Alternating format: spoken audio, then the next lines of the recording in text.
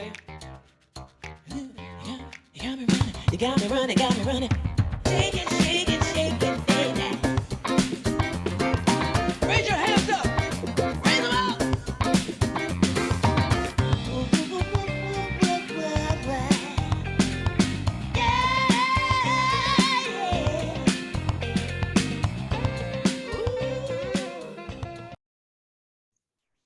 All right, greetings everyone. It's a new week, and with the new week, there's come new fundamentals updates and new trade ideas. All right, so before I get started, this is just a standard protocol. In a second, let me see where is my screen.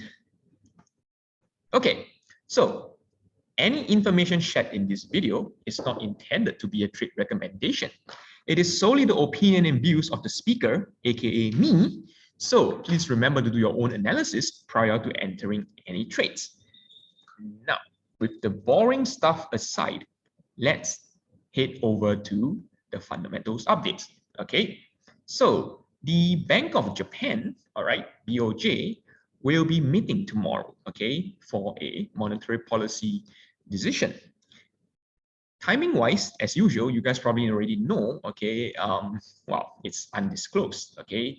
So we wouldn't know what time they will be speaking and, things like that, all right?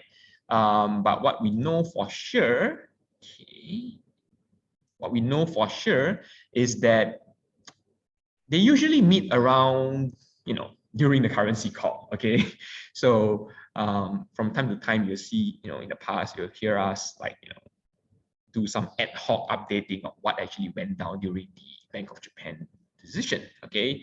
So a little bit of screen sharing here and there, okay? So as usual, tomorrow we can pretty much expect them to update us, update the public on, their monetary policy decision during our currency call, maybe even like during the time that I'm speaking right now, okay? But nonetheless, okay, what should we be paying attention to this time around? Okay, so during the previous meeting, okay, if you guys can recall, the Bank of Japan actually mentioned this, okay, I quote, from April 2022 onwards, it will purchase about the same amount of coupon payments and corporate bonds as prior to the COVID-19 pandemic, okay? So that the amounts outstanding of the assets will decrease gradually to the pre-pandemic levels, namely about 2 trillion yen for coupon payments and about 3 trillion yen for corporate bonds. So what this whole quote that I just made is that basically the Bank of Japan will start QE tapering, okay, from April onwards, which is a good thing, all right? During COVID, we decided to just increase the QE, okay, QE bond purchases and things like that, all right, to an extraordinarily high level, okay? And then right now, things has started to tone down, and starting from April onwards, they will return to pre-pandemic level of bond purchase, okay, which is actually a good thing, right? So current meeting this time round, okay, what can we expect? Well, basically no change, okay, in monetary policy is expected, okay, meaning interest rate will remain at negative 0.1%, all right? Then, well, QE, like I've already mentioned, they will carry out the tapering only in April, okay? So from now until April, we can expect no change, all right? But this time around, okay, the Bank of Japan will be releasing their quarterly outlook report, okay? So it's actually, well, released on a quarterly basis, okay? So what are we looking at? What are we looking for, okay, in the report? Basically, what we want to know is, has the Bank of Japan revised its inflation outlook? Basically, okay, as you guys already know, inflation in Japan has been super low, okay, and it has, recently has actually risen slightly, I would say, coming close to the, well, actually they are here at the 0% level already, right? 0 or slightly positive and things like that, okay? So with that, they may, okay, I'm saying they may actually be they may actually be revising their whole inflation outlook upwards, okay, which is what everyone is actually hoping for, okay, because inflation has been low, hence, you know, no expectation of any interest rate upwards revision, or, you know, maybe even removal of the whole QE, okay, can be expected from the central bank.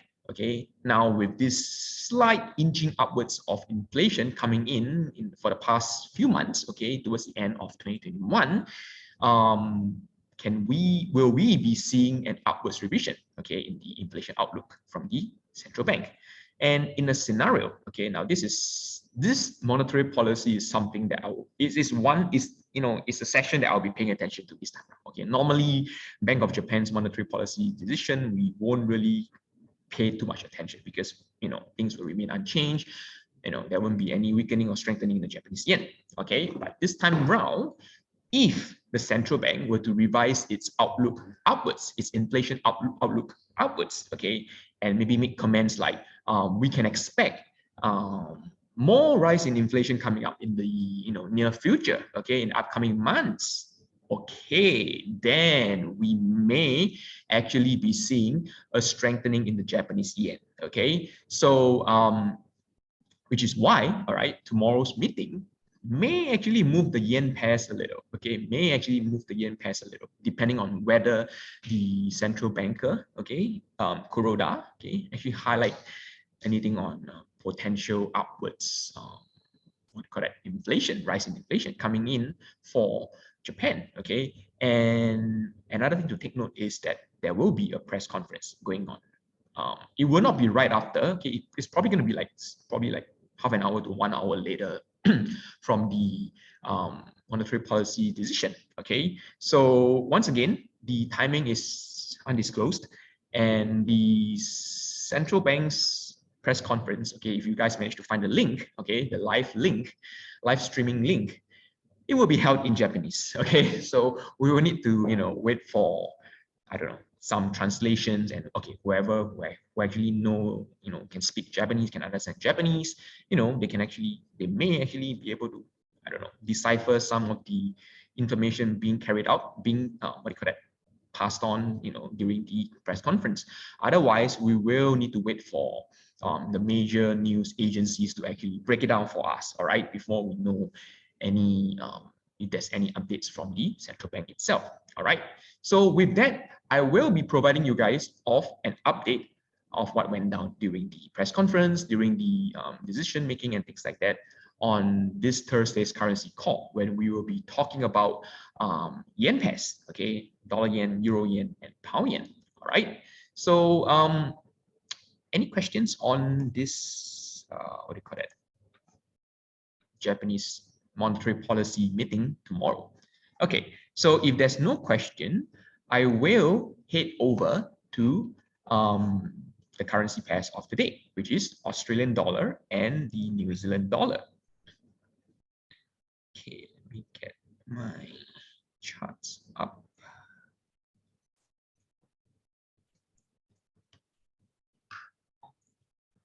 Okay, so let's just do a quick look of the economic calendar. Okay, from today. Okay, for the upcoming week. Okay, for Aussie and Kiwi. Okay, so what you're looking at right now is from today until next Monday, and you can see there's little news pertaining to the Australian dollar and the New Zealand dollar. Okay, so except for one major one that I'll be paying attention to, which is the Australian employment data, which will be released at 0830 GMT plus 8 this Thursday. Okay.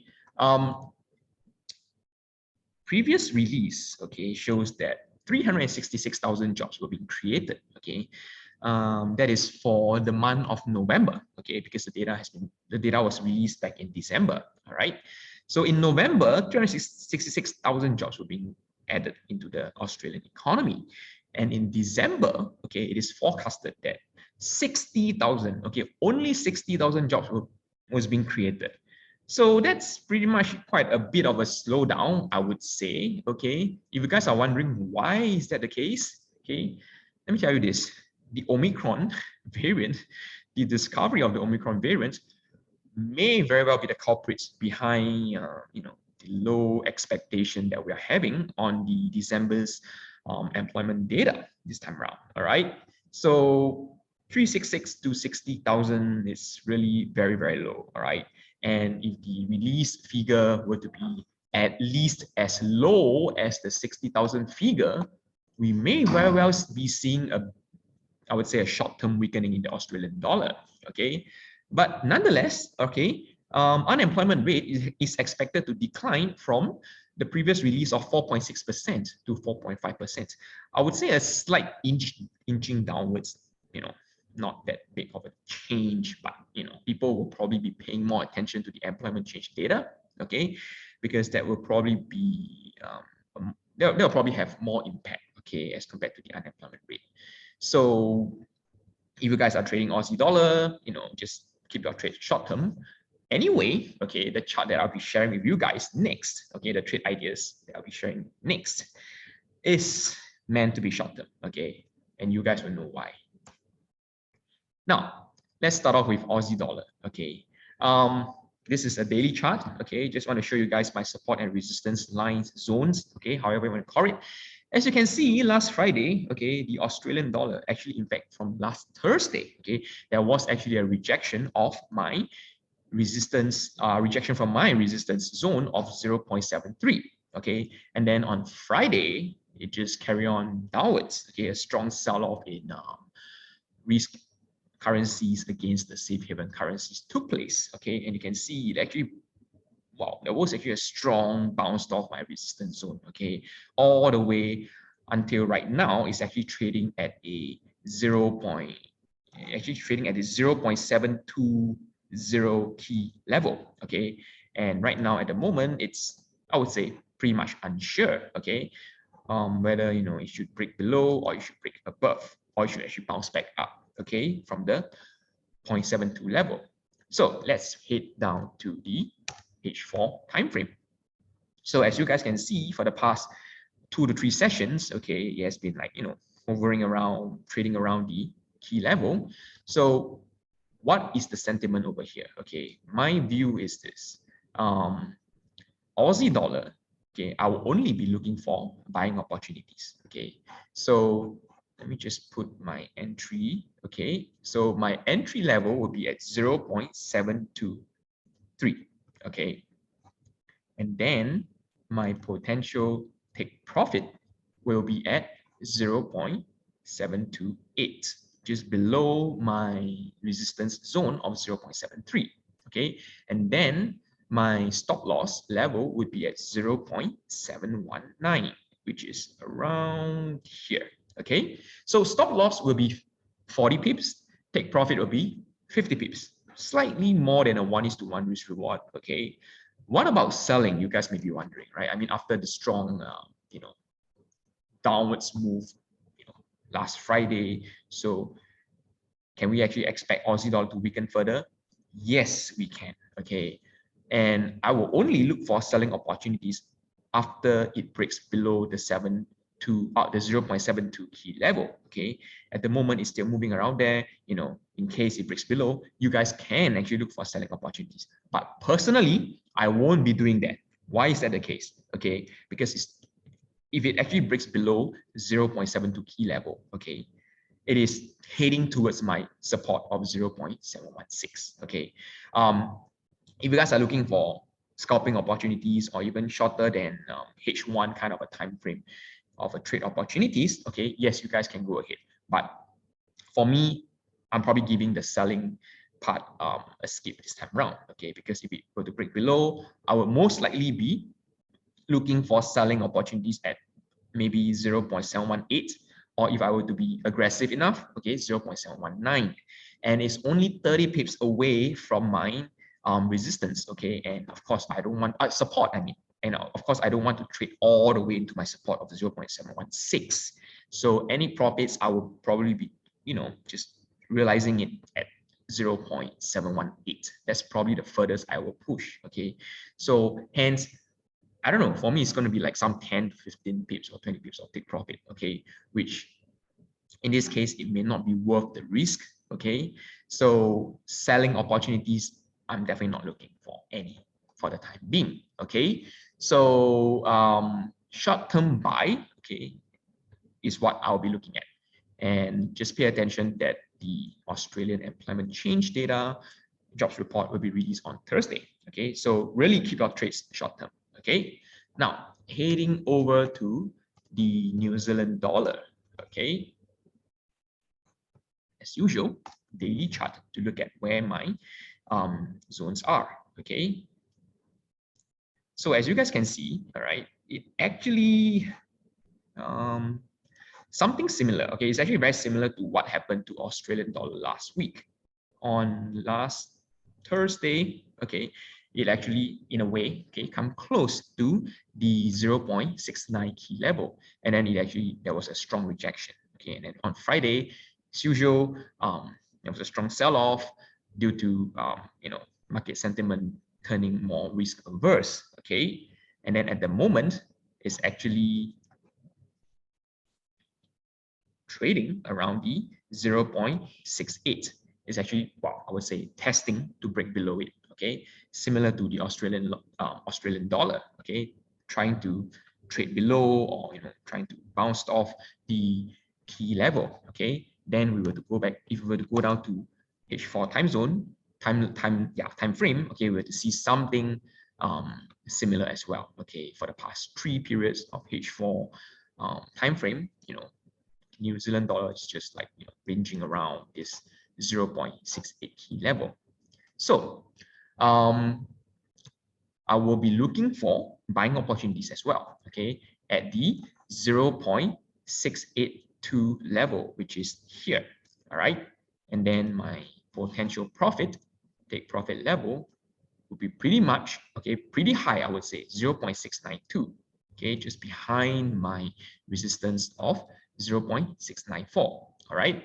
And then stop loss level will be at 0.679, which is around here, okay, which is below 0.68. Okay, once we verify that New Zealand dollar, is unlikely going to break below 0.68, okay, well, that is when it actually hit my entry level, 0.682, okay, then the 0.68 level can actually be our, so-called like an intraday or interim support level.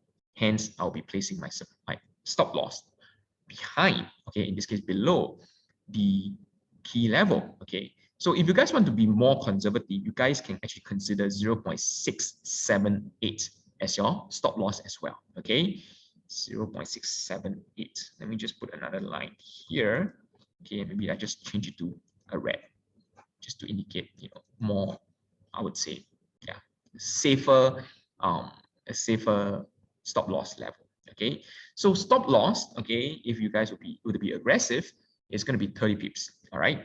And then if you guys want to be more safe, on the safe side, it's going to be 40 pips. And then my take profit, okay, of at this 0.692 level is actually 100 pips. Okay. Once again, should you be holding on this trade? Okay, in your case whereby it triggers, okay, should you be holding on this trade to its take profit level of 0.69? You could, okay, you could. Why do I say that? It's because, okay, heading back to the economic calendar, we don't see any New Zealand major, high impact New Zealand news coming in, okay, which is why we can actually consider holding our trades. And if I'm not wrong, okay, that isn't, let me just confirm, all right, let me just browse through to see if there's any major US news coming in for this week.